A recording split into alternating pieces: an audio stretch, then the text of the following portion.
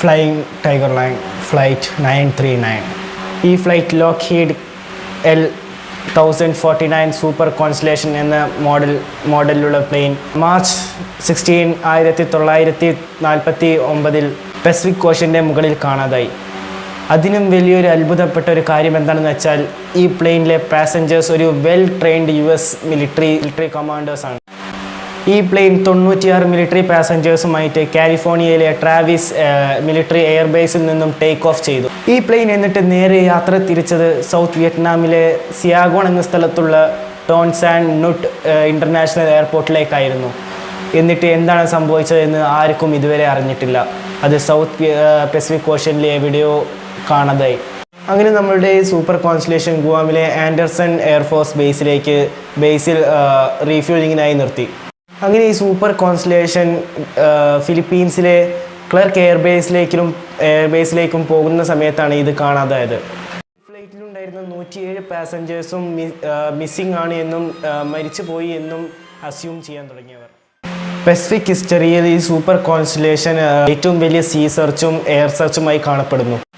ഈ സെർച്ചിൽ എയർക്രാഫ്റ്റും 4 US ബ്രാഞ്ചിലെ surface ഷിപ്പും 8 ദിവസങ്ങളിലായി 3,70,000 kilometre search ചെയ്തു. സൂപ്പർ കോൺസ്റ്റലേഷൻ കാണാതായ സമയത്ത് മിലിറ്ററിക്കാർ ആ നേരത്തുണ്ടായിരുന്ന സർഫേസിലുണ്ടായിരുന്ന എല്ലാ സിവിലിയൻ ഷിപ്പിനെയും ചോദ്യം ചെയ്ത് നോക്കിയപ്പോൾ അതിലൊരു സിവിലിയൻ ഷിപ്പ് എന്ന് പറഞ്ഞത് എന്താണെന്ന് വെച്ചാൽ ആകാശത്തൊരു ഇൻഫ്ലൈറ്റ് എക്സ്പ്ലോഷൻ കണ്ടു എന്നായിരുന്നു പറഞ്ഞത്. ഇത് സൂപ്പർ കോൺസ്റ്റലേഷൻ ആണ് എന്നാണ് വിചാരിച്ചിരുന്നത്. പക്ഷേ അവിടെ ഒരു ബ്രക്കേജിൻ്റെ ഒരു ട്രേസസും ഒന്നുമില്ലായിരുന്നു. CAB ആ ടാങ്കറിൻ്റെ ഒബ്സർവേഷൻ വെച്ച് പറഞ്ഞത് എന്താണെന്ന് വെച്ചാൽ 739 ഇൻഫ്ലൈറ്റ് എക്സ്പ്ലോഷൻ നടന്നിട്ടുണ്ടാവാൻ എന്നായിരുന്നു. പക്ഷേ അതിനുള്ളൊരു ഫ്ലൈറ്റ് എക്സ്പ്ലോഷൻ നടന്നിരുന്ന റെമനന്റ് പോലും അവിടെ കിട്ടിയിരുന്നില്ല. അപ്പോൾ അതിന് തെളിവായൊരു എവിഡൻസ് പോലും അവിടെ ഉണ്ടായിരുന്നില്ല. ഇതിനു മുമ്പായി ഈ മിസ്റ്ററിനെ കുറിച്ച് പറയുന്നതിന് മുമ്പ് നമുക്ക് ഈ ഫ്ലൈറ്റിനെ കുറിച്ച് ഡീറ്റെയിൽസ് അറിഞ്ഞു വരാം. ഈ ആക്സിഡൻറ്റ് നടന്ന എയർക്രാഫ്റ്റ് 5 വർഷം പഴക്കമുള്ള ലോക്ക്ഹീഡ് L1049 സൂപ്പർ കോൺസ്റ്റലേഷൻ ആയിരുന്നു. അതുപോലെ തന്നെ ഇതിൻ്റെ എയർ ഫ്രെയിം ഹവേഴ്സ് എന്ന് പറഞ്ഞാൽ 17,224 ഹവേഴ്സ് ആയിരുന്നു.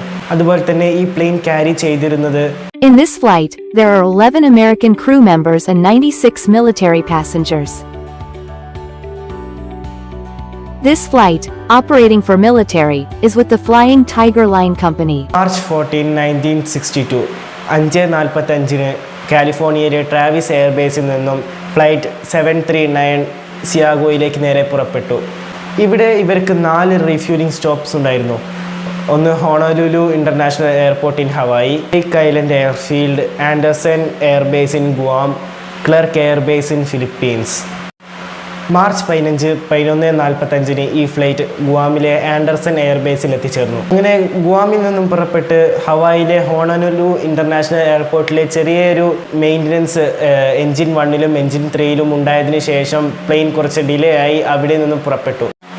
പിന്നെ ഇത് നേരെ പുറപ്പെട്ടത് വേക്ക് ഐലൻഡിലേക്ക്. ഈ പ്ലെയിൻ ഗുവാമിൽ നിന്നും ടേക്ക് ഓഫ് ചെയ്തത് 12:57 ഈ പ്ലെയിൻ ഫിലിപ്പീൻസിൽ എത്തേണ്ടിയിരുന്ന എസ്റ്റിമേറ്റഡ് ടൈം എന്ന് വെച്ചാൽ 7:16 8 മണിക്കൂറും 2600 കിലോമീറ്ററും ഓടേണ്ടിയിരുന്ന ഈ ഫ്ലൈറ്റിനുള്ളിൽ 9 മണിക്കൂറിനുള്ള ഉണ്ടായിരുന്നു. 11:45 ഡിപ്പാർച്ചർ ചെയ്തതിന് കൃത്യം 80 മിനിറ്റിന് ശേഷം, അതായത് 1:22 ക്യാപ്റ്റൻ തൻ്റെ റൂട്ടീൻ മെസ്സേജായി തൻ്റെ പൊസിഷൻ റേഡിയോയിൽ IFSSന് മെസ്സേജ് ചെയ്തു. 3:30 ഈ പ്ലെയിൻ ഏകദേശം എത്തേണ്ടിയിരുന്ന സ്ഥലം കോർഡിനേറ്റ്സ് എന്താണെന്ന് വെച്ചാൽ 14°0 നോർത്തും 135°0 ഈസ്റ്റുമായിരുന്നു. ഈ സമയം ഗുവാം IFSSൽ ഹെവി റേഡിയോ സ്റ്റാറ്റിക്സ് കാരണം കമ്മ്യൂണിക്കേഷൻ ഡിഫിക്കൽട്ടീസ് ഉണ്ടായി. ഈ ഹെവി റേഡിയോ സ്റ്റാറ്റിക്സ് ഡിഫിക്കൽട്ടീസിന് ശേഷം കൃത്യം 3:39 ഗുവാം റേഡിയോ ഓപ്പറേറ്റർ ഫ്ലൈറ്റ് 739 അതിൻ്റെ പൊസിഷൻ റിപ്പോർട്ട് ചെയ്യാൻ വേണ്ടി കോൺടാക്ട് ചെയ്തു. അങ്ങനെ ഗുവാം റേഡിയോ ഓപ്പറേറ്റർ റഡാറിൽ നോക്കിയപ്പോൾ അങ്ങനത്തെ ഒരു ഫ്ലൈറ്റ് റഡാറിൽ കാണുന്നില്ലായിരുന്നു. അതുപോലെ തന്നെ റേഡിയോ മെസ്സേജ് അയച്ചതിന് ഒരു റിപ്ലൈയും കിട്ടിയിട്ടില്ല ഇതുവരെ. അങ്ങനെ ഈ ഗുവാം റേഡിയോ ഓപ്പറേറ്റർ ക്ലർക്ക് എയർബേസിലേക്ക് ഈ ഒരു ഫ്ലൈറ്റ് മിസ്സിംഗ് ആണ് എന്ന് മാർച്ച് 16 റിപ്പോർട്ട് ചെയ്തു. യുണൈറ്റഡ് സ്റ്റേറ്റ്സിലെ നേവി വിചാരിച്ചിരുന്നത് എന്താണെന്ന് വെച്ചാൽ ഈ എയർക്രാഫ്റ്റ് ഗുവാമിൻ്റെ ആ പരിസരത്ത് എവിടെയെങ്കിലും ക്രാഷ് ചെയ്തിട്ടുണ്ടാവും എന്നായിരുന്നു. ഈ ഫ്ലൈറ്റ് കാണാതായ സമയത്ത് വെതർ ക്ലിയർ ആയിരുന്നു. നേവിയും എയർഫോഴ്സും കോസ്റ്റൽ ഗാർഡും മെറൈൻസും ഒക്കെ ആ സ്ഥലത്തേക്ക് എയർക്രാഫ്റ്റും ഷിപ്പും ഓർഡർ ചെയ്തു. ആദ്യത്തെ സെർച്ച് രാത്രി വരെ നീണ്ടു നിന്നു. 2 ദിവസത്തിന് ശേഷം ഇവർ 1,900,000 കിലോമീറ്റർ സ്ക്വയർ ഓഷ്യൻ സെർച്ച് ചെയ്തു. ക്ലർക്ക് എയർഫീൽഡിൽ നിന്നുള്ള എയർക്രാഫ്റ്റും ജപ്പാനിലെ ഒക്കിനാവ എന്ന സ്ഥലത്തുള്ള ഖദീന എയർബേസിൽ നിന്നുള്ള എയർഫോഴ്സും സർഫേസ് ഷിപ്പും മറ്റ് US എയർബേസിൽ നിന്നുള്ള എയർക്രാഫ്റ്റുകളും ആ സെർച്ചിനായി അവിടെ എത്തിച്ചേർന്നു. അങ്ങനെ ഈ സെർച്ച് 8 ദിവസത്തിന് നീണ്ടു നിന്നതിന് ശേഷം ഇത് കോൾഡ് ഓഫ് ചെയ്തു. In a time, this was the world's biggest search in the world. ഈ സെർച്ചിൽ 5,20,000 കിലോമീറ്റർ സ്ക്വയർ കവർ ചെയ്തിട്ടുണ്ടായിരുന്നു. മിലിറ്ററി കണക്ഷനിൽ ഉണ്ടായിരുന്ന 2 ഫ്ലൈറ്റുകളായിരുന്നു ലോക്ക്ഹീഡ് L1049ഉം ഫ്ലൈറ്റ് 739ഉം. ഈ 2 ഫ്ലൈറ്റും ഒരേ ദിവസം സെയിം സർക്കംസ്റ്റൻസിൽ തന്നെയായിരുന്നു ക്രാഷ് ആയത്.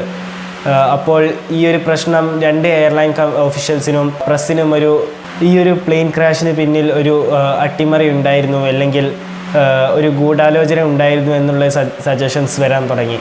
ഈ 2 പ്ലെയിനും ട്രാവിസ് എയർഫോഴ്സ് ബേസിൽ നിന്നും മാർച്ച് 14, 1962 കൃത്യം ഒരു 9:45 ആ സമയത്ത് ടേക്ക് ഓഫ് ചെയ്ത് കുറച്ച് മണിക്കൂറുകൾക്ക് ശേഷം കുറച്ച് ഡിഫിക്കൽട്ടീസ് ഉണ്ടാവുകയും അതിൽ ഒരു എയർക്രാഫ്റ്റ് അല്യൂഷൻ ഐലൻഡ് എന്ന സ്ഥലത്ത് ക്രാഷായി അതിന് ഫയർ പിടിക്കുകയും ചെയ്തു.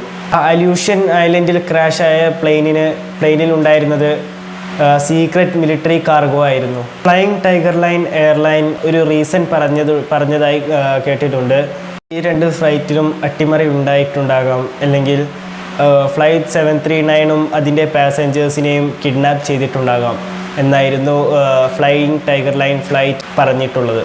പക്ഷേ ഈ ഒരു തിയറിക്ക് എവിഡൻസ് ആയിട്ട് ഒരു കാര്യവും കിട്ടാത്തത് കൊണ്ട് ഇത് വെറും ഒരു ആയി മാത്രം നിന്നു. ഈ 2 പ്ലെയിനിൽ ഒരു അട്ടിമറി ഉണ്ടാകാൻ സാധ്യതയില്ല. കാരണം ഒരു ലൈബേറിയൻ ടാങ്കർ SSTL റേഡിയോ കോണ്ടാക്റ്റ് കഴിഞ്ഞ് 90 മിനിറ്റിന് ശേഷം എയർക്രാഫ്റ്റ് എക്സ്പെക്റ്റ് ചെയ്ത പൊസിഷനിൽ വെച്ച് ഒരു ബ്രൈറ്റ് ലൈറ്റ് കണ്ടു എന്നായിരുന്നു ആ ടാങ്കർ പറഞ്ഞത്. ഈ ഒരു ലൈറ്റ് അനുഭവപ്പെട്ടത് 800 കിലോമീറ്റർ ദൂരെ ഗുവാമിൻ്റെ വെസ്റ്റിലായിരുന്നു.